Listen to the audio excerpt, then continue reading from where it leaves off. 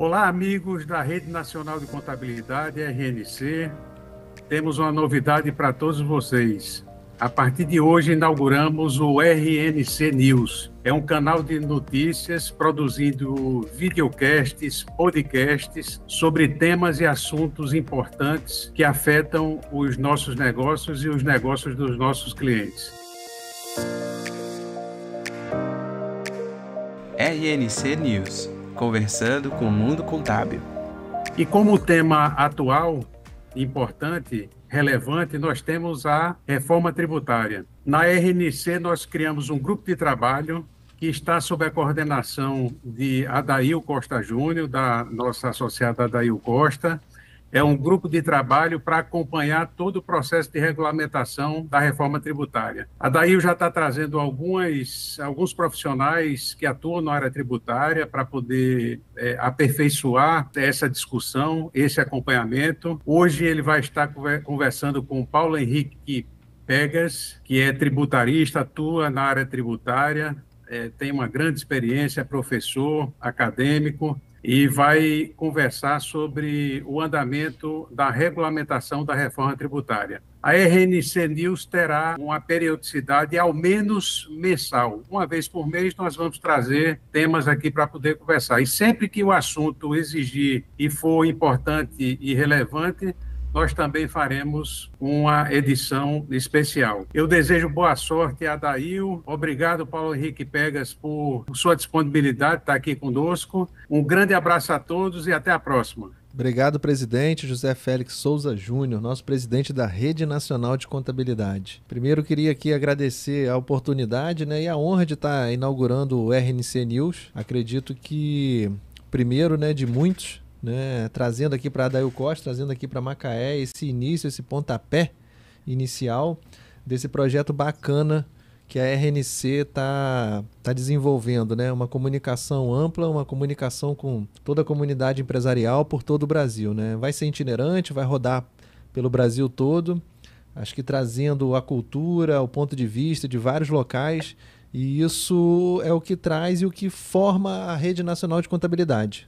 Meu muito obrigado à confiança de todos da diretoria para a gente estar iniciando esse processo aqui. E como não podia deixar de ser, nós estamos aqui falando de um tema que está na moda, mas está na moda por conta da importância dele para todo o Brasil. Está na moda porque a reforma tributária é um assunto que a gente já discute há 30, 40 anos. Acredito que desde quando a gente iniciou o Código Tributário, que ele foi aprovado, passou um pouquinho de tempo, já vamos falar de reforma tributária. Existe uma dinâmica que já vem mudando há muitos e muitos anos na economia, no mercado, no comércio, nas empresas, nos serviços.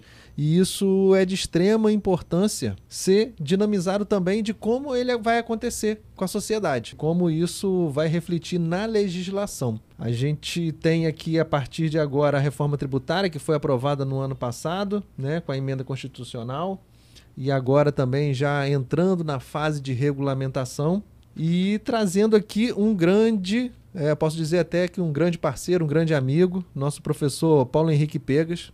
Para quem não conhece, é bacana poder pesquisar e entender um pouco do que ele fala, que ele é professor, contador, profissional que atua na área de contabilidade, na parte de tributos mais focado, há mais de 37 anos. Ele é professor do IBMEC, do FIPECAF, do MBA de Tributos Federais também. É conselheiro do CRC, e já escreveu o principal livro dele, Manual de Contabilidade Tributária, que já está na 10ª edição.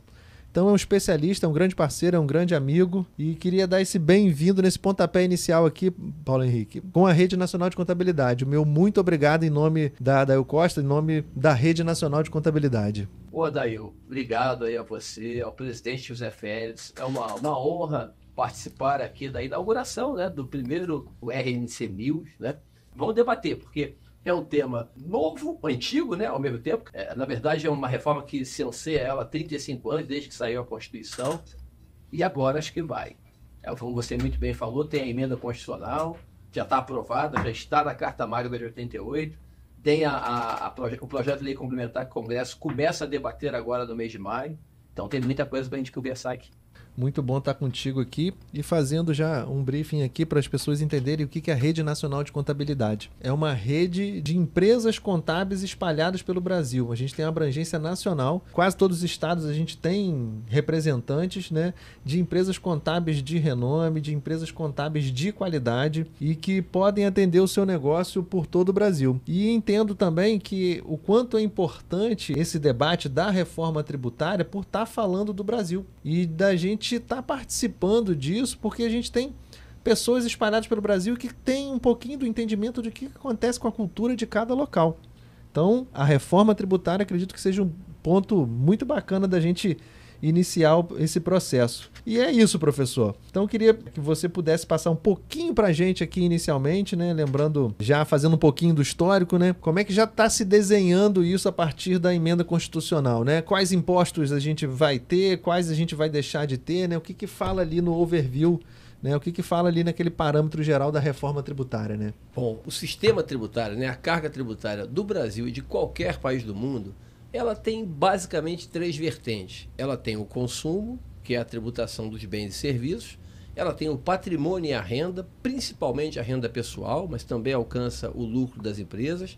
E ela tem a tributação da folha de pagamentos, encargos sociais, no mundo inteiro. O Brasil tem um sistema tributário de longa data direcionado para a tributação sobre o consumo, né? O peso maior da nossa carga tributária é em cima dos produtos e serviços, né? Isso encarece muito o preço de todos os bens e serviços aqui consumidos, em detrimento da tributação da renda, embora a tributação da renda também seja alta no Brasil, mas ela é um pouco menor proporcionalmente falando em relação ao consumo, ao contrário do que acontece, por exemplo, na OCDE, né? O Brasil está querendo entrar na OCDE, está com pleito para lá entrar, e se ele lá entrasse, ele teria uma carga tributária diferente do padrão, da média lá, que é um peso maior na tributação da renda, principalmente renda pessoal. Mas o problema do consumo não é só a tributação muito elevada em valor, é também a complexidade, a multiplicidade de letras, né? Você tem hoje no Brasil o ICMS e o ISS, ou seja, uma mercadoria, um serviço, você tem que detectar, e tem situações nessa modernidade de hoje, né, que a gente começa a ter dificuldade de isso é serviço ou isso é um produto, um bem, uma mercadoria. Só que além do ICMS e do ISS, se o produto for importado, você paga também o IPI. Aí você, além do IPI, ICMS e ISS, você paga também o PIS e a COFINS, que são tributos semelhantes, praticamente iguais, mas tem alíquotas diferentes, destinações diferentes e são federais. Aí, para desonerar a folha de pagamento, porque as empresas têm que pagar a previdência social de cada empregado que ela tem, os 20%, e aí tem os outros percentuais ali, os acréscimos, né, sistema S, risco ambiental de trabalho. Aí você, para desonerar essa folha, você pegou 17 setores e levou essa tributação para a receita, né, para a venda. Então você vende, paga mais 2,5% na maioria das situações ali, de contribuição previdenciária sobre a receita bruta. Aí fala, pô, só nessa conta que você fez aí rápido, né? Você vai falar, eu já tenho 6 tributos, né? Já tem 6. Aí você fala, mas qual é o problema desses 6? 5 deles são cobrados por dentro. Isso é uma coisa muito importante, o empresário entende isso fácil. O que é cobrado por dentro? Ele tem que colocar o imposto no preço dele. Se eu preciso vender meu produto por 100 para remunerar os custos de produção e também ter alguma margem de lucro ali, o meu preço seria 100 sem impostos. Se você me coloca 20% de imposto sobre o preço, por dentro, eu não posso vender por 120. Eu tenho que fazer uma conta de trás para frente e chegar a 125, tiro 20% que dá 25 e volta aos meus R$100. Você tem para pagar o seu custo, né? Exatamente, para remunerar seu custo e, logicamente, algum retorno, porque a empresa foi feita, lógico, para atender a sociedade, para cumprir seu objetivo, mas também para dar lucro. Só que esses impostos por dentro, quando você tem muitos, começa a discussão, Adail. Peraí, o ICMS está na base do PIS e COFINS, o PIS está na base da COFINS, a COFINS está na base do ICMS, a CPRB está na base, e isso aí leva a processos judiciais. Que tributa o imposto, né? Exato, você tributa imposto sobre imposto. A mais famosa foi a chamada tese do século, né? Que foi a exclusão do ICMS na base do PIS e da COFINS, decidida pelo STF lá em 2017 e ratificada em 2021. Isso aí desmembrou outras 8, 9 teses filhotes. Quer dizer, esses outros tributos, um na base do outro. Então, o que está se tentando reformar no Brasil no primeiro momento é isso. É a tributação sobre o consumo. É claro que vai ter um pouquinho de patrimônio aí a emenda constitucional fala da tributação do patrimônio também, o IPVA, e o ITCMD. Mas o IPVA e o ITCMD, como eles são estaduais, as assembleias legislativas é que vão regular isso. No âmbito federal, a preocupação é realmente o consumo. Você perguntou o que vai surgir, e esse é o grande detalhe, né? Acabam ICMS e ISS, eles deixarão de existir, se transformarão num IBS, Imposto sobre Bens e Serviços, e acaba também o PIS e a COFINS, acabam, né? Eles deixam de existir, e você cria a contribuição de bens e serviços. O IPI, ele vai ser muito desidratado. Na verdade, ele iria acabar junto com o PIS e COFINS, mas ele acabou ficando um restinho, um pedacinho lá. Que pedacinho? Não, se a empresa industrial fabricar um produto em Goiás, no Rio de Janeiro, no Rio Grande do Sul, no Nordeste, que também seja fabricado na Zona Franca de Manaus, esse produto terá IPI. Fora isso, não haverá mais IPI. O IPI só será cobrado nesses casos, se houver também produção na Zona Franca. Quer dizer, você vai tributar em outros estados para não tributar na Zona Franca de Manaus, o que teoricamente é um retrocesso. Mas foi o que foi aprovado, a gente tem que tentar regulamentar. Então você vai acabar com esses 5 tributos, o IPI quase terminado, ele vai ficar muito pequeno, e vai criar esses 2. Aí uma outra pergunta, por que não criou um só? Esse é um detalhe. Na verdade, é um só. São 2, mas eles representam 1. Não entendi. São 2, CBS e IBS. C é porque é contribuição, I é porque é imposto. E por uma questão meramente, eu diria, formal e constitucional, uma tecnicidade de você... a palavra correta é realmente essa. Por conta de dispositivos constitucionais, de carimbo, né? O PIS e a COFINS vão para o Ministério do Trabalho, para seguro-desemprego, a COFINS para a Seguridade Social, saúde, Previdência... E o imposto não, ele não tem destinação específica, é estadual, ICMS, é municipal, ISS. Então, por conta disso, que se criou esse modelo que a gente chama de IVA dual, né? De você ter um IVA duplo, como tem no Canadá e em alguns outros países do mundo. Até o modelo canadense foi o aplicado aqui. Mas, na essência, é um tributo só. O projeto de lei que está no Congresso para ser debatido, aprofundado, ele trata o tempo todo dos 2 tributos da mesma forma. Você não tem uma legislação para o IBS, outra para a CBS. Tá? Então, de principal, é isso. Você praticamente encerra os 5, o IPI com esse detalhe que eu falei, cria um imposto só, que é o IVA dual, e tem um último item aí, rapidamente para falar, que é o imposto seletivo. Né? Do pecado, né? E ficou tem um pouco menos de pecado, né, Daí? Ótima lembrança, do que estava previsto. O pessoal estava com muito medo desse pecado ser estendido. Na proposta original, o pecado ficou com 6 ou 7 itens lá. Tinha um movimento muito forte do pessoal do doce veneno, né? Os médicos fizeram muita propaganda na televisão, tentando tributar os ultraprocessados, que fazem mal à saúde. Já adiantando aqui o que talvez a gente fale depois, os ultraprocessados eles ficaram na alíquota cheia do IBS-CBS, do IVA dual. Mas eles não vão ter imposto seletivo. O seletivo, daqui a pouco a gente fala, ele pegou muito poucos itens ali. Realmente acho que conseguiram... Para dar uma regulada. Para dar uma regulada. E ele tem uma função muito importante, né? A bebida alcoólica, o cigarro, aquelas coisas que você fala, não, aqui... o automóvel, por conta do aspecto de poluição, do combustível. Então, foi nesse sentido que ele foi criado. Não tem um fim arrecadatório, né? Mais de regular. De uma maneira geral, ele foi, pelo menos pela proposta, né? Ele foi muito colocado buscando ter um bloqueio do que é realmente ruim, né? Sobre a sociedade, de uma maneira geral. Seja na parte de alimentos ou de alguma coisa que... Pelo menos você não proíbe, mas você desestimula. Eu acho que é esse o grande ponto aqui, né? E a gente tem que ter cuidado um pouco até, não só com esse imposto seletivo, né? Mas de uma maneira geral, quando ele começar a caminhar agora, essa regulamentação no Congresso, que já tem muita gente... E isso vai acontecer no Estado também, né? Quando a gente estiver falando do IPVA e do ITCMD, né? Vai ter também bastante gente, né, querendo trazer para o seu lado a sardinha, né? E é isso. A gente está falando aqui de um IVA, né, que, para deixar claro para todo mundo, o IVA é o imposto sobre o valor agregado, ou que se agrega de valor a um determinado produto.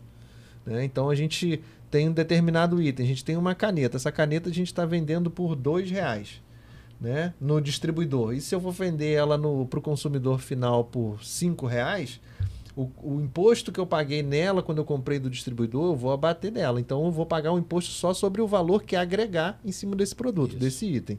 né?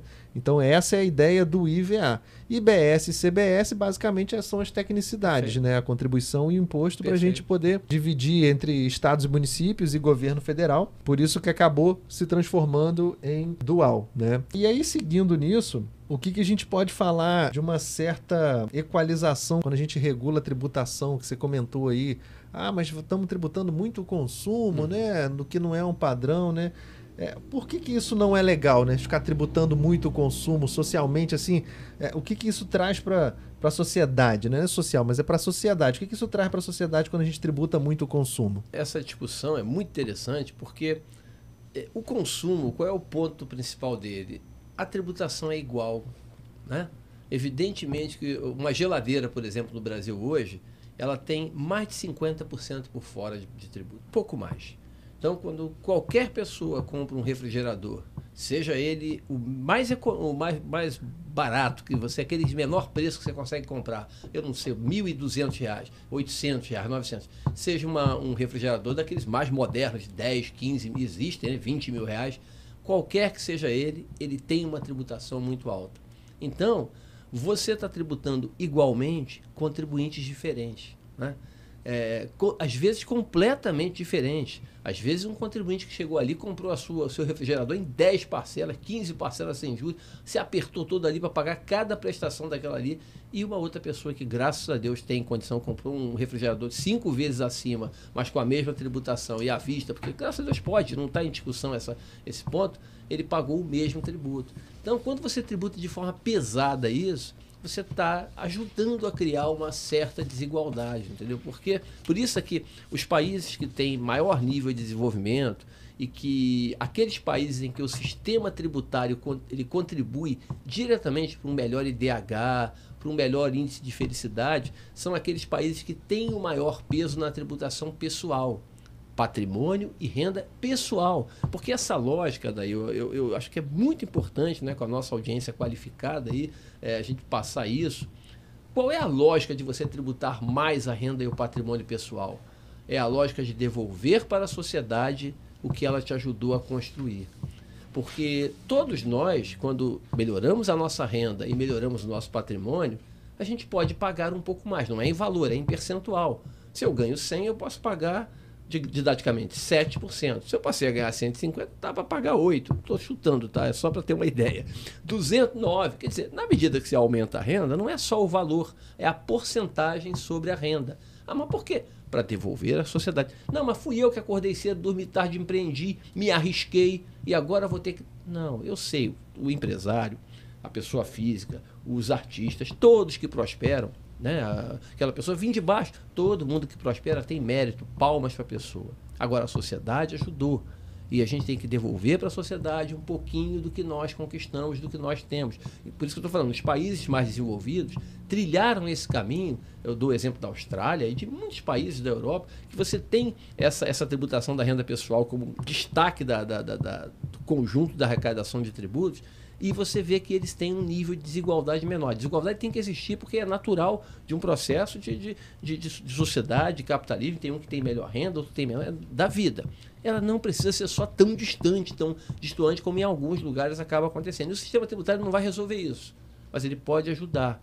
Então, você perguntou, muito importante essa tua pergunta, Dail, porque por que a gente tenta não pesar no consumo? Porque o consumo é igual. Consumo é igual. A pessoa vai ali abastecer o veículo no posto de gasolina, você cobrar 30 e poucos % do preço da gasolina, aquele que botou a gasolina para rodar o mês todo, porque é para trabalhar para lá e para cá, porque não tem o que fazer, é um feirante, ganha muito pouquinho ali com o que vende o que planta em casa, então o carro é pequeno só para fazer isso. A pessoa que, graças a Deus, tem uma condição melhor, um automóvel melhor e tudo, e paga a mesma coisa. O alimento, por exemplo, né, que é um clássico, né? Tipo assim, eu vou me alimentar, o cara que tem mais condição vai se alimentar, o cara que tem menos condição vai se alimentar, e a tributação é a mesma, né? E já emendando, né, cara, a própria discussão de cesta básica, de alíquota zero, fica sempre aquele debate, tá, agora a proteína animal, né, a carne vai ter tributação, não vai ter alíquota zero, mas o ideal não é algo simples, a gente estava até conversando antes, né? É você conseguir devolver uma parte do que você pagou para quem tem renda menor. que está proposto no projeto em relação ao cashback, a devolução para as pessoas de menor renda, é interessantíssimo. Se vai funcionar, se vai ter a armação, vai ter, coisa errada vai ter, gente que está no cadastro ali com renda errada, mas tomara que seja residual. A intenção é excelente. Se funcionar, vai ser um diferencial. Porque não é ideal. Eu me lembro na época do governo anterior, quando publicaram aquele projeto, bom projeto de lei, tá, da CBS. Lembra que tentava pegar o PIS e COFINS e transformar na CBS? Sim. Ele morreu no Congresso, primeiro que estava no meio da pandemia, e segundo que eles divulgaram a alíquota, 12%. E a gente ficou só discutindo aquela alíquota de 12% e não discutiu a essência. E eu me recordo de uma entrevista aqui do Paulo Guedes, né, na época com o Marcelo Freixo, aí estavam debatendo isso aí. Ele foi no Congresso, não foi entrevista, ele foi ao Congresso. E aí começaram um livro, porque acabava a imunidade do livro. Passava a cobrar CBS. E não é imunidade porque tributo não é imune. Ele estava na lei isento.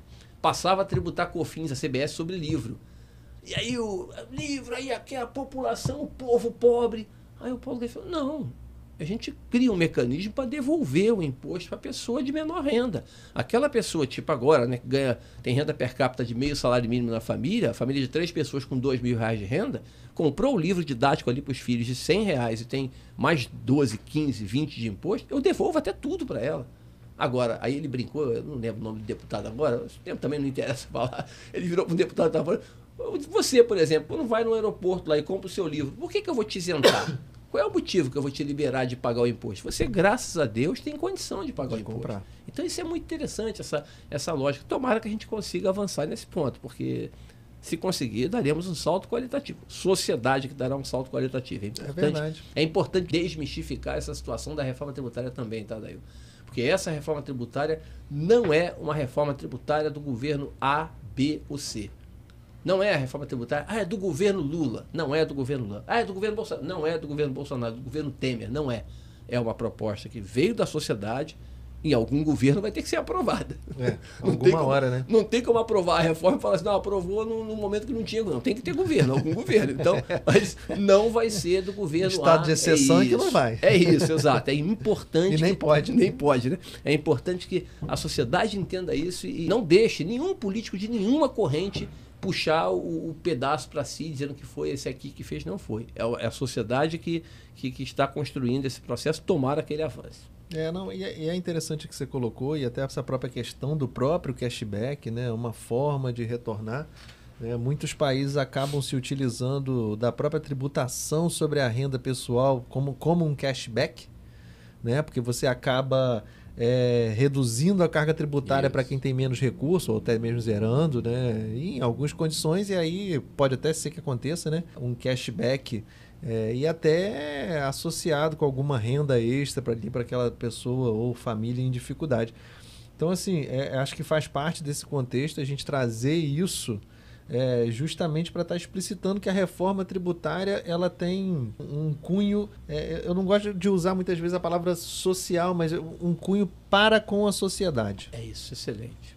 Acho que é para com a sociedade, não é social. Tentar tornar a sociedade menos injusta, um pouco mais dinâmica mesmo, as pessoas entenderem, né, que todos têm que produzir para você gerar renda, gerar riqueza e, logicamente, tributar aqueles que podem um pouquinho mais. Tributar mais, assim, a gente entende, né, que assim, o cara acordou e acordou mais cedo, dormiu mais tarde, trabalhou mais, de fato, e ele vai ter uma renda também provavelmente compatível com aquilo, que a gente conta com sucesso, com a sorte, a gente conta com a prosperidade ali, às vezes não necessariamente tão diretas com o próprio trabalho do próprio punho ali que renderam aquilo, mas de uma maneira geral a gente tentar trazer um menor desequilíbrio. Perfeito. E importante, né? Quando a gente fala renda pessoal, patrimônio e renda pessoal, parece que quem está falando isso está propondo tributar 60% de alíquota. De maneira nenhuma. De forma comedida, de forma razoável, mas que você consiga fazer a tributação conforme a capacidade contributiva, que está na Constituição, né? A nossa Constituição, outro dia alguém falou um negócio certo. É mais carta de intenções do que outra coisa. Eu falei, infelizmente. Porque eu acho que era melhor que ela fosse menor e fosse mais direta. Ela é muito grande, você vai fazer uma... E não consegue fazer, não tem condição de fazer o que coloca ali. Não, e trazer a reforma tributária para essa parte de conceito é importante. Sim. Porque a gente vai caminhar com ela, muito provavelmente, né? Até que o arcabouço ali, o esqueleto, eu digo que é um corpo. Sim. O esqueleto está ali montado, agora falta o resto. É tendão, é músculo, é pele, para poder terminar de montar. Né? Não, e por que eu acho que é importante? A gente acabou puxando, né? De repente nem combinou de puxar a conversa no início para isso, Adail, mas eu acho que ficou bem legal essa lógica. Por quê? A mudança na tributação sobre a renda vai ser encaminhada. Aliás, nós já perdemos o prazo, porque na emenda constitucional 132, colocaram no finalzinho dela assim, em até 90 dias. Lembra disso? Será apresentada ao Congresso a proposta de reforma da renda e da folha de salários. Não deveriam ter escrito isso. Por quê? Você imagina, a gente já está debatendo aqui cesta básica, umas discussões boas aí. Você imagina se tivesse junto com essa PLP 68, com 300 e tantas páginas, um projeto de lei mudando a tributação sobre o lucro das empresas, lucro presumido, lucro real, desoneração da folha, se tivesse tabela progressiva, o Congresso não ia conseguir discutir. O que eu digo é que o ideal é que se fosse um cronograma para vir fazendo as propostas. E aí a gente dá um certo limite. E, inclusive, eu vou desvirtuar um pouquinho, mas inclusive da reforma administrativa. Sim. Que aí você depois tem que vir voltando para poder ajustar as alíquotas, né? Ó, vamos diminuir os custos aqui para poder vir resolvendo. Mas é um caminho que se a gente ficar aqui, a gente vai ficar aqui até 5 dias conversando. Sim, e o país tem que ser maduro nesse ponto. Eu consigo reduzir a carga tributária no curto, médio prazo? É difícil. Você consegue reduzir talvez um pontinho percentual muito pequeno, não vai ajudar tanto. Ajuda, mas eu posso reduzir no médio e longo prazo. É fundamental que o gasto público seja criteriosamente revisado. Não faz sentido você ignorar isso. E talvez, sob o ponto de vista de sociedade, né, de apoio, inclusive empresarial, essa reforma, você fazer uma mexida na parte administrativa, uma reforma ampla, integrada, ela talvez ajudasse muito na reforma tributária, tá? Porque a sociedade ia passar a ajudar mais. Verdade. Voltando aqui um pouquinho para a nossa reforma tributária, como é que você pode falar um pouquinho para a gente assim, dos regimes diferenciados, né? Que a gente vai entrar aqui um pouquinho agora, né? Que a gente vai ter essas... vamos ter essas alíquotas reduzidas, né? Falar um pouquinho, talvez, de Zona Franca, né? Que ficou ali. No cantinho, nem tanto, né? Porque deixaram claro desde o início que Zona Franca ia ficar. Né? Tem aí causando discussões, né? A favor e contra. Mas como é que você pode falar um pouquinho aí da redução, né? Do regime, das alíquotas diferenciadas e também um pouquinho, talvez, de Zona Franca? O projeto técnico, a PEC 45, depois a 110, todas as PECs, daqui e dali, que veio de lá, que foi debatido, ele primava pela completa simplicidade. Você teria uma alíquota única, e a projeção dessa alíquota única ficava na faixa de 21% no máximo. Alíquota por fora, porque isso é importante sempre da gente, por mais que já falamos aqui, mas reprisar. Quando você fala 21% por fora, 100 mais 21, 121. 21 por fora é menos de 18 por dentro. Quer dizer, a nossa alíquota poderia ser menor do que a alíquota modal do ICMS no Brasil hoje. Menor. E sem PIS e COFINS. Já estaria tudo ali.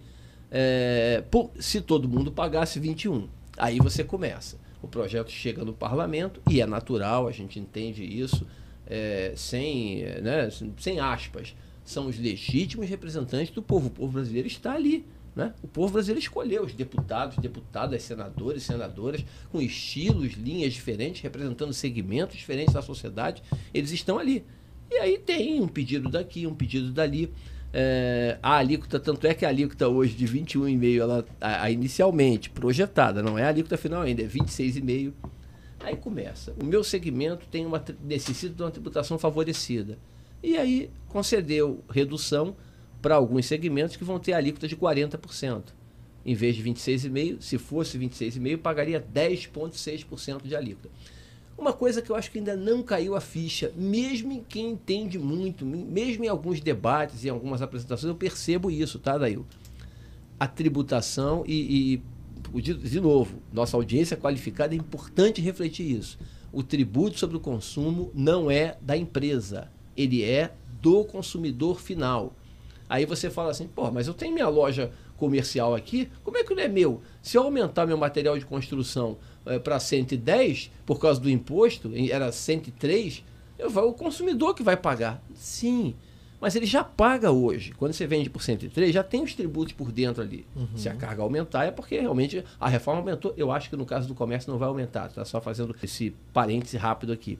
Isso vai ficar nítido. Hoje não fica. Porque hoje os impostos vêm todos por dentro ali. Inclusive, há uma orientação de que você tenha o preço e o imposto. E, logicamente, o preço total. Claro. É fundamental eu saber o preço total. Mas que venha curtinho ali, picadinho. É 126, mas é 100 mais 26. Até para o consumidor entender que o valor do tributo no preço é pesado, né?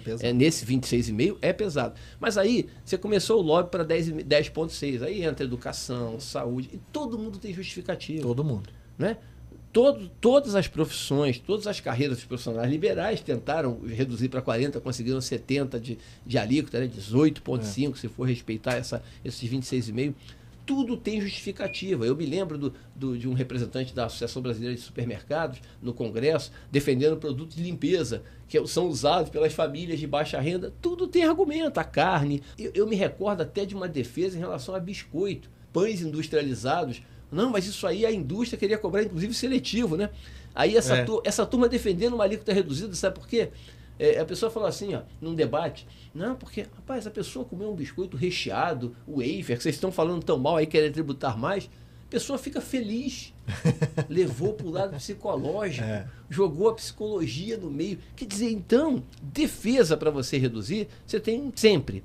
Agora, 10,6 você vai ter um grupo grande, tá? A lista é bem significativa.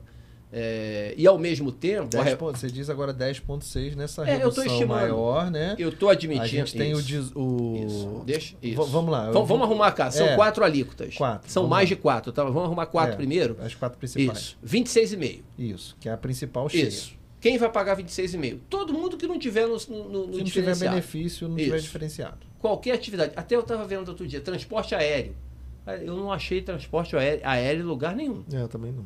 Em lugar nenhum. Você vai comprar eu tô lembrando disso agora aqui, mas eu não tinha parado para pensar. Quando você for comprar a tua passagem, a passagem lá, fala, né, pro evento de Santa Catarina, não vai ser porque a reforma não vai entrar agora. Não é bem. Mas quando entrar, você fala, quanto é que for a passagem? 100 mais 26,50, porque a princípio não tem alíquota reduzida ali. 26,5. Aí você vai ter 10,6. Que é a turma que está na lista de 40%. Isso. Aí medicamento, produtos de limpeza e higiene pessoal, o Adail, só botaram 6 produtos. Eu não sei se eu vou lembrar os 6.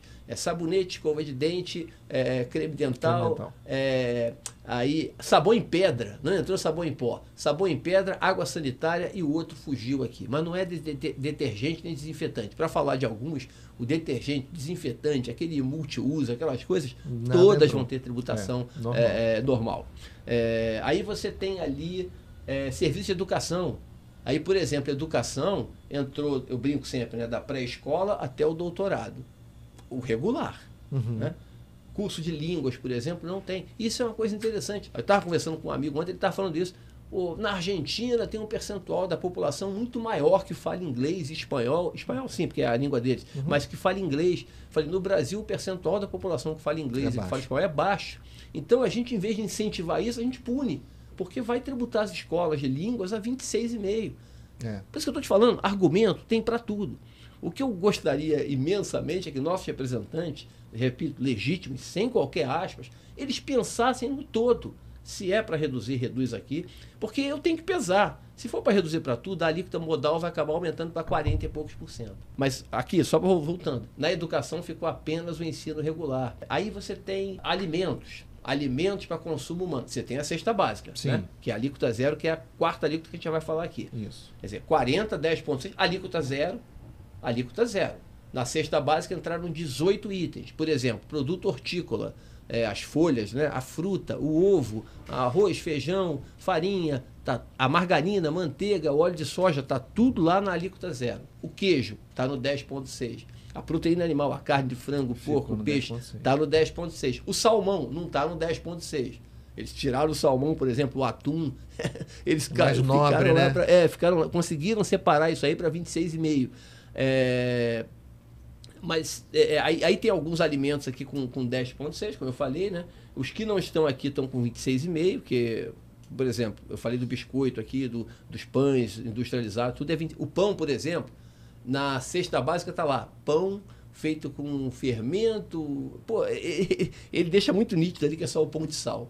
Nenhum outro tipo de pão vai ter tributação reduzida. É o pãozinho da padaria. Aí você tem 18,5%. Quem paga... só um detalhe. 10,6% você tem medicamentos. Olha que interessante. 850 medicamentos vão pagar 10,6%. 383 medicamentos vão pagar 0%. Porque há a previsão de alíquota 0%, mas ele não diz que tem que ser tudo. Então, na hora da regulamentação, tem... Aí eu até procurei saber, perguntei ao meu médico, falei... Como, né? Qual é a lógica disso, né? Aí a explicação, ele não conseguiu me explicar, ele falou, não é porque eu não consigo, é porque eu não consegui encontrar a lógica. Porque tem insulina aqui, tem ali, tem medicamento de pressão aqui, tem ali. Aí eu fui descobrir. Esses 383 são aqueles que entram na farmácia Uso popular. contínuo. Farmácia popular. É isso. Tá. Então a lógica foi essa. O restante está aqui no 10,6. Eu até brinquei com ele. Falei, as vitaminas, os cebiões da vida aí não estão aqui na lista. Ele, isso aí vai ter 26,5. Então, você vê como é que... Mas está bem, uma coisa que eu achei interessante para aí pro profissional de contabilidade, né? E até para a empresa também entender. Eles botaram sempre o NCM, porque isso é importante, para não gerar dúvida. Né? Porque se eu botar eu botar o nome do produto, você começa a acontecer o que acontece, waffle, chocolate, aí você começa a tirar daqui para lá para tributar menos. Não, você está com o NCM ali. Aliás, o chocolate e o waffle ficaram no 26,5, tá? Então não adianta. Não, então, o NCM, só para explicar um pouquinho, basicamente é a codificação fiscal do que é aquele produto, aquele item. Então a gente aqui com o NCM a gente consegue apontar que tipo de produto a gente está falando, né? Fiscalmente, né? Tributária não, fiscalmente mesmo. A gente consegue apontar. E aí acho que até aproveitando aqui para a gente ir seguindo mais um pouquinho, aproveitando essa fala sua, né, do chocolate, né, que ficou lá no 26. Isso. No 26,5, né? E aí esse contraponto com o imposto do pecado, né? Porque mas vai botar imposto no pecado no chocolate, né? O outro lá já usou até o psicológico, né? O cara fica feliz comendo chocolate. Principalmente aquele ao leite. Isso. Cheio de açúcar. Esse é delicioso. Esse é o mais legal. Das crianças, então... Não, daqui a pouco eles vão querer começar a classificar. Não, olha, se for 40% cacau, não tiver adição de açúcar, o negócio quero ver depois é controlar e administrar o que é cada coisa, como é que você vai escolher a codificação e tributar isso. Né? Mas fala um pouquinho pra gente dessa questão aí dos ultraprocessados, do imposto do pecado, o que você está... Os ultraprocessados, eles não entraram no imposto do pecado, no seletivo, né? Vamos ver se a memória lembra. O seletivo pegou embarcações, aeronaves, automóveis, bebidas alcoólicas, bebidas açucaradas. Tem a questão do fumo, né? Bebidas açucaradas, como é que isso vai ser regulamentado? O fumo, logicamente. Acho que é só... E tem, lógico, o produto, a extração mineral ali com a alíquota de 1%, já está inclusive definido na Constituição que vai ser 1%. Mas o restante não tem nem alíquota, a alíquota vai ser calibrada depois. As bebidas, isso é importante. Bebida açucarada, aí vai ter, né? O refrigerante, por exemplo, tradicional, padrão ali, ele vai ter imposto seletivo. O zero, não. O zero, não. É o suco de uva integral, né? Que eu fico pensando, o suco de uva, aí tá, mas tem o integral, tem o que tem 30% de suco, mas tem adição de açúcar, tem o que tem 30% de suco, mas não tem adição de açúcar, né?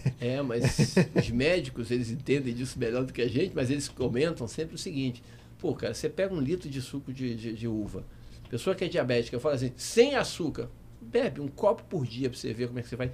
Dispara a glicose, porque a uva tem muito açúcar, ele não colocou o açúcar ali, mas a fruta naturalmente, a laranja tem muito açúcar, a fruta tem muito açúcar, natural, né? Mas sem adição de açúcar não vai ter imposto seletivo e no caso do natural, você vai ter inclusive a alíquota reduzida, tá?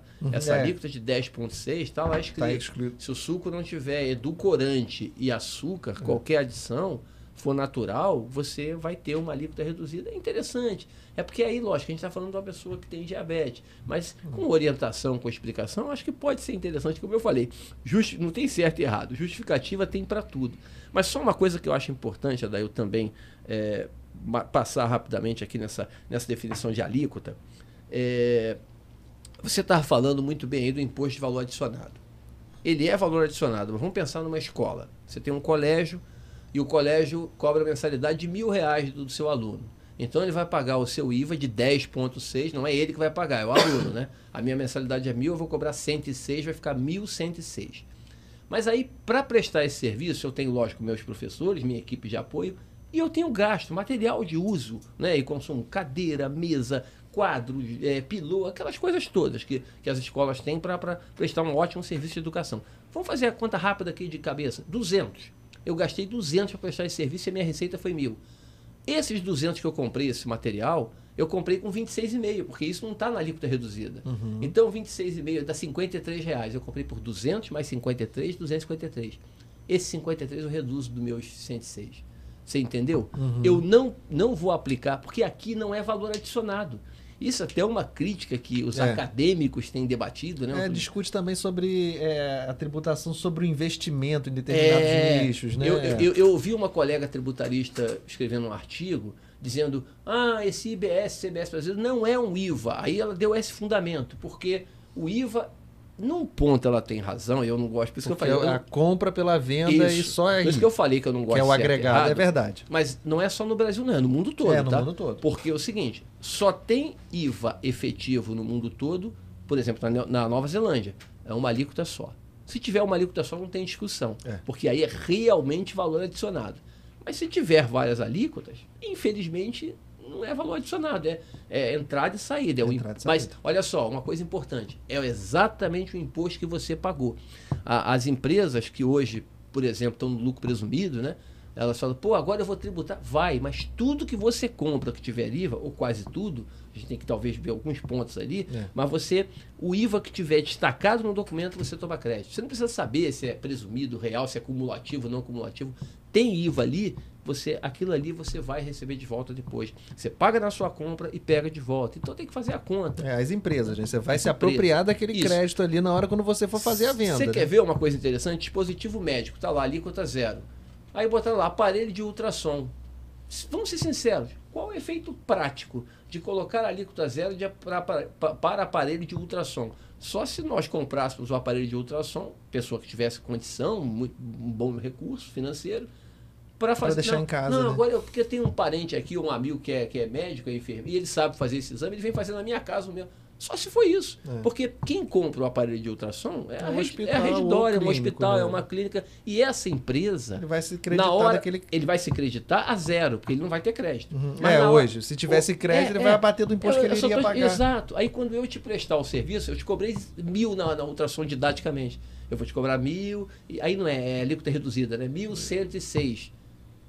Não adiantou, porque meu aparelho de ultrassom, se eu tivesse pago aqui, eu teria devolvido. Então, zerar ajuda, mas não tem um efeito amplo demais. Amplo e prático. Prático tem, a gente tem uma questão até de fluxo de caixa, né? Mas de fluxo fato... de caixa, você tem razão. Eu acho que é isso ajuda muito, né, a nossa audiência a pensar nisso.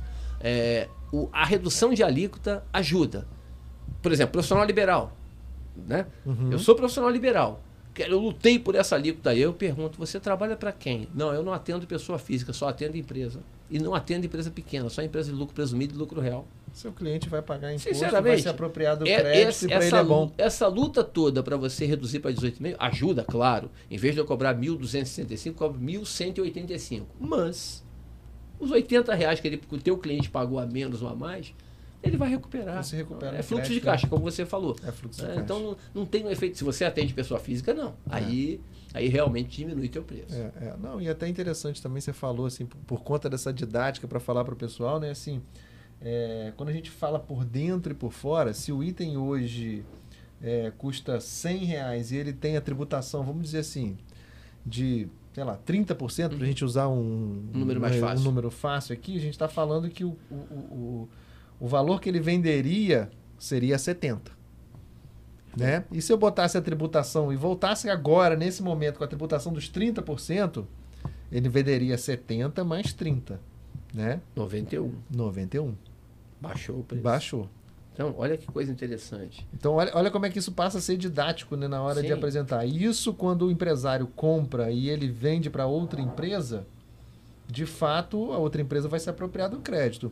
Isso vai estourar, talvez, assim, né? Talvez não, né? Mas isso vai acabar na cadeia na hora do consumidor final, do produto final. Perfeito. Né? E aí, puxando já um pouquinho disso, a gente já para ir direcionando para o nosso encaminhamento, que nosso bate-papo aqui dá para ficar 2 dias conversando.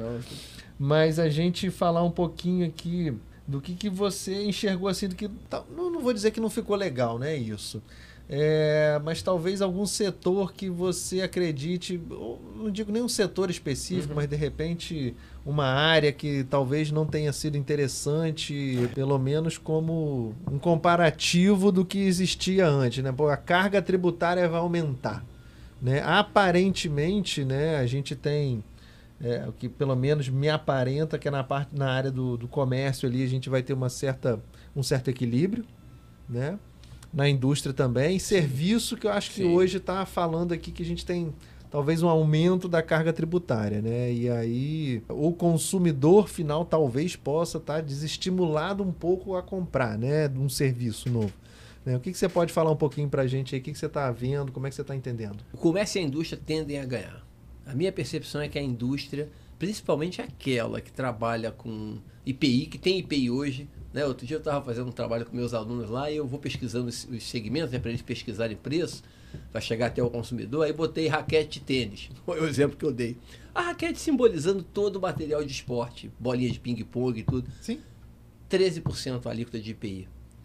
Com 18, 20 de ICMS, com 9,25 de PIS e COFINS, Adail, isso chega a 50% por fora. 34, 37, 36 por dentro, 53% por fora. A empresa que fabrica isso vai ganhar. Vai ganhar, porque se pagar 30%, que seja 30%, ela vai ganhar muito. O comércio, dependendo de margem, dependendo de custo, ele também tende a ter algum... Aí você fala assim, mas peraí, prestador de serviço, alguns também podem ganhar. Podem. Aqueles que têm muito insumo, que tem muito material para usar ali, eles podem ganhar. A conta não pode ser vazia. Isso é uma preocupação muito que eu tenho. Você não pode chegar e falar assim, cara, eu hoje cobro 1.000 e eu pago 3,65 de PIS/COFINS, que eu estou no presumido, e 5% de ISS. Então eu pago 8,65. Aí vou passar a pagar 26,5 ou 30. Chegou a 30. Pô, vai estourar a minha carga tributária. A conta já está feita errada. Porque primeiro que se você cobra 1.000, concorda que você não cobra 1.000 hoje? Você cobra 900 e, 865... Você cobra 913,50, se eu não errei a conta aqui. 900, você não cobra 1.000, você cobra 913,50, aí fez o grossap, a conta de trás para frente lá, chegou aos 1.000. Então você cobra 913,50. Você teria que partir os 30% daqui, como você muito bem fez a conta agora.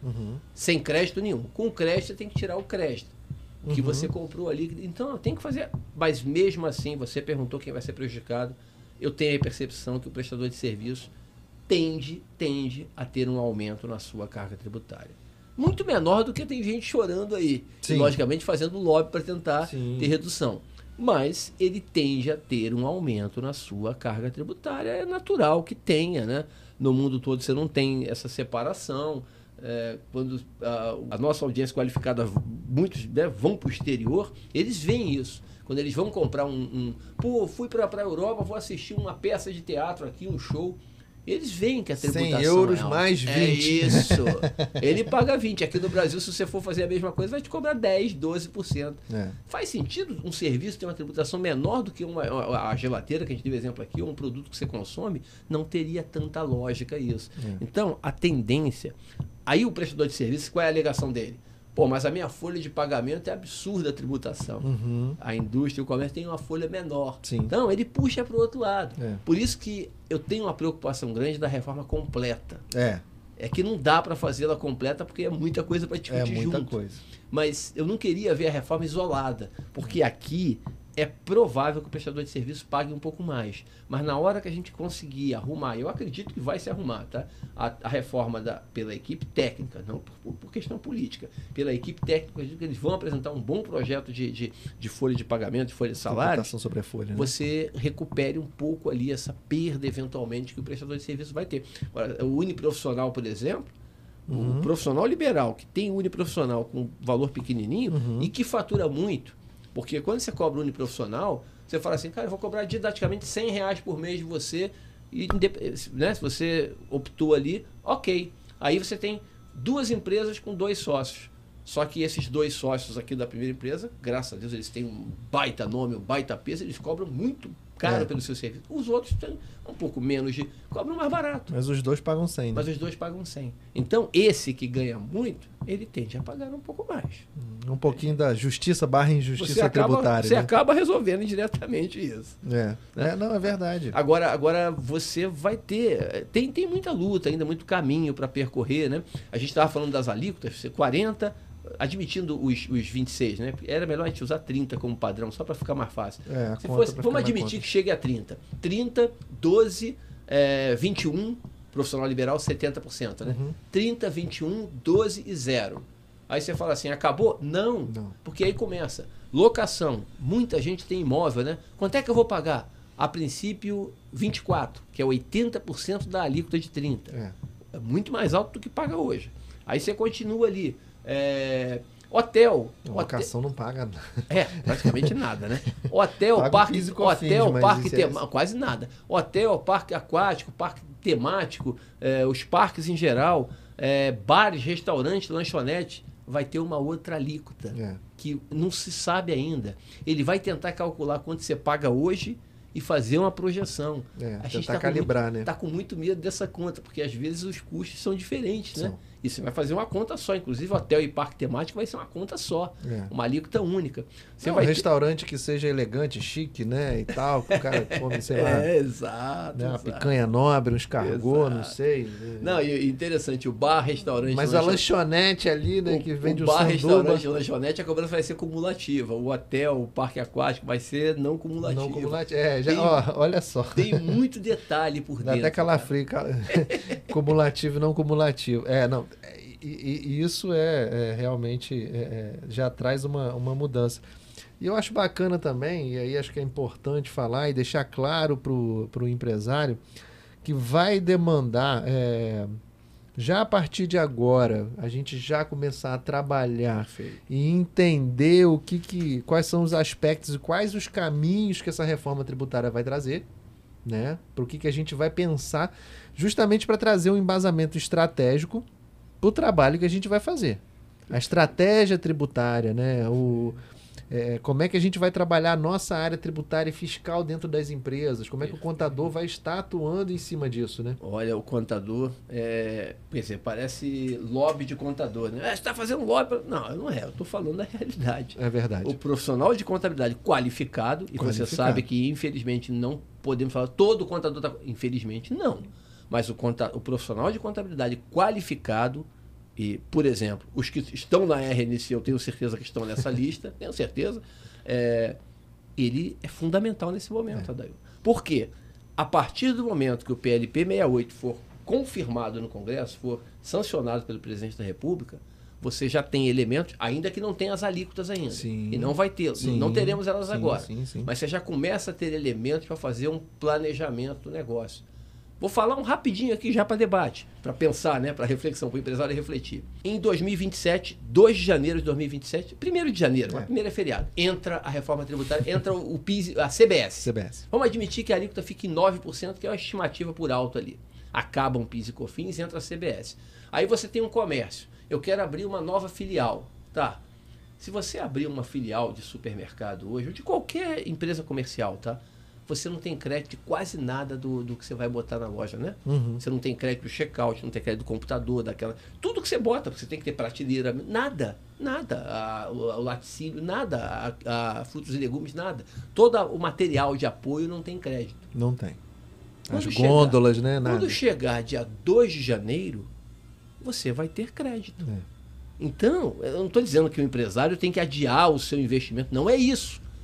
Mas converse com o seu profissional de contabilidade. Exatamente. Que ele entende toda a lógica da reforma tributária, ele vai te orientar e a partir... Porque eu acho que agora, já pode começar a conversar agora, mas agora ainda está no Congresso, e aí o Congresso pode puxar para cá, puxar para lá, mas uma vez... Já pode ir trabalhando, lógico, mas uma vez concluído, faça um planejamento já para 2026, 2027 ali para a migração inicial, que é só com a CBS, e já trabalhando para a sequência, para como você vai, qual a sua perspectiva, né, de tributação, se tende a aumentar, se tende a diminuir. Isso envolve conhecer bem o negócio, conhecer os clientes, conhecer os fornecedores, porque não basta avaliar a sua carga tributária. né? Você imagina. Você tem que começar a olhar do fornecedor lá de trás, tem para que quem olhar você o vai meu. vender. Isso. Aí, não, mas o meu fornecedor ele foi prejudicado, ele vai ter um aumento. Aí ele vai te cobrar mais caro. Ou o contrário, ele foi beneficiado, ele pode reduzir o preço de repente. E por que eles estão apostando muito que vai reduzir? Tem mais redução do que aumento? Porque eles estão apostando no crescimento do PIB. Sim. Né? Por conta do tal do split payment, do pagamento automático, né? Vai tem uma série de só na hora dispositivos de você novidades. Você vai diminuir a sonegação, vai diminuir o mercado por fora. Então a promessa é essa, a perspectiva é essa. Não, bacana, bacana. Não, eu também digo assim, é importante já começar esse bate-papo, essa conversa com a contabilidade, com os especialistas da área tributária, porque assim, como eu já tinha dito antes, o esqueleto já está ali para a gente começar a agregar as coisas, né? E às vezes algumas mudanças que a gente precisa fazer, a gente não consegue fazer de uma hora para outra, né? Às vezes a gente tem uma demanda de um ajuste na estrutura administrativa, sistemas, equipe, time, né? Sistema é tudo. Hoje não tem tudo. muito para onde fugir, né? Como. Sistema é tudo, a gente não tem como fugir. Então assim, talvez começar a pensar no que já se tem hoje, né? Tem muita gente que minha distribuição está em um lugar e eu industrializo em outro e eu monto no outro por conta dos tributos que estão em determinados estados e isso vai acabar. E aí, assim, muitas das vezes as pessoas acham assim, a reforma tributária, mas não simplificou. Para fechar, eu digo o seguinte, assim, é uma legislação para cada estado falando de tudo, né? Então vai passar a ser, por mais que tenham adendos e possibilidades, vai ser para todo mundo. A crítica, por exemplo, tem gente que faz crítica, lógico, quem quer criticar tem sempre motivo. Sim, claro. E eu não estou defendendo, dizendo que a reforma é maravilhosa, não. Mas nem perfeita. Nem perfeita. Ela tem muitas lacunas, pontos para serem aperfeiçoados. Mas falar de complexidade, pelo amor de Deus. Tem 500 artigos, 499 na verdade. Tem 330 páginas. Bom, tem 85 páginas de anexo, tem páginas de exposição de motivos. Sim. Mas a instrução normativa do PIS e da COFINS, a 2121 de 2022, tem o dobro de artigos. Sim. Quanto é que tem um regulamento páginas do Estado do Rio de Janeiro? Só o Estado do Rio já bate. Bate muito. O primeiro livro, né? Isso, são vários, para quem não conhece, o regulamento do Estado são por livros. Né? Daí acaba de FAO, acaba a substituição tributária. Promete, né?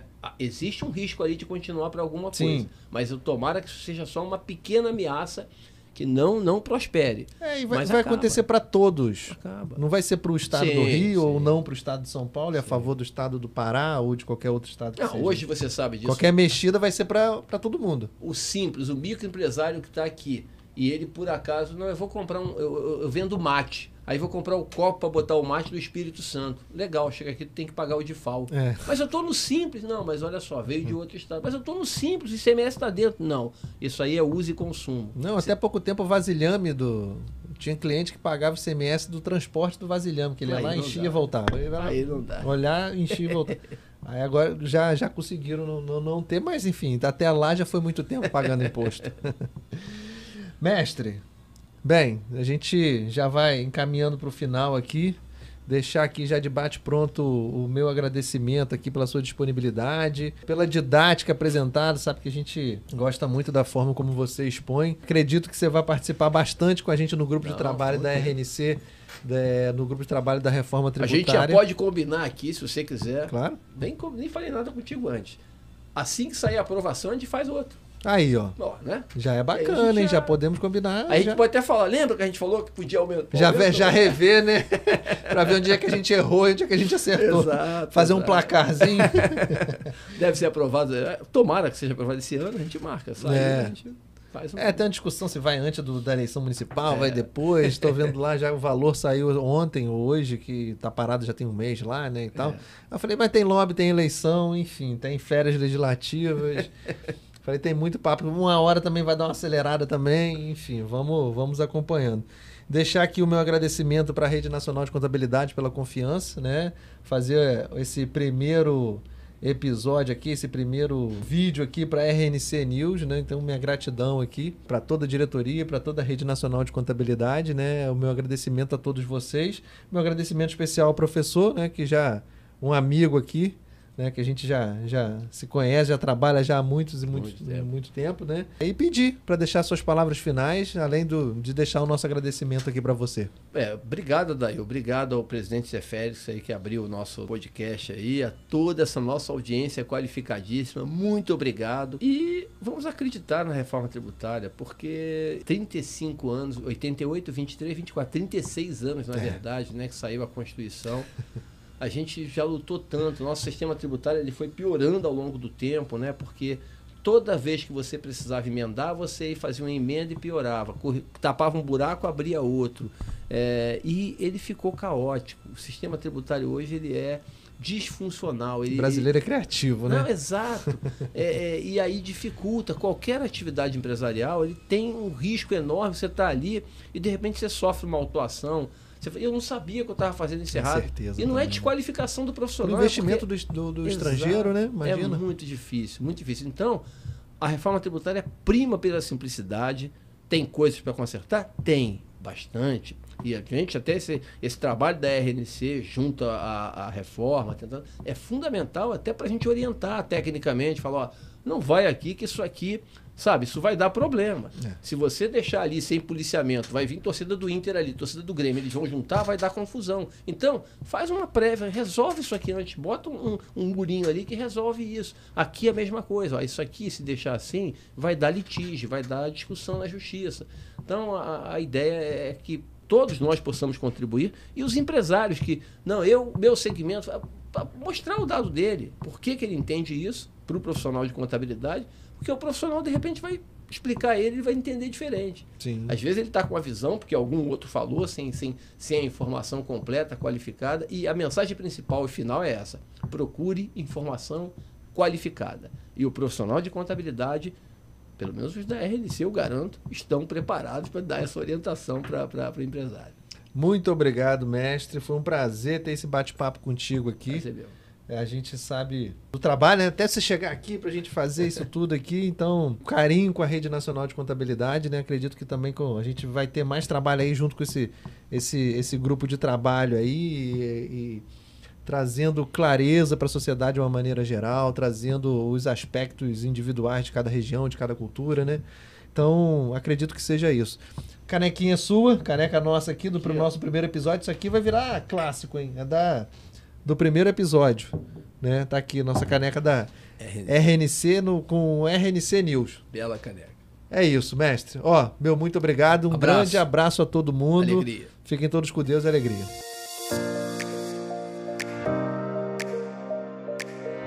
RNC News, conversando com o mundo contábil.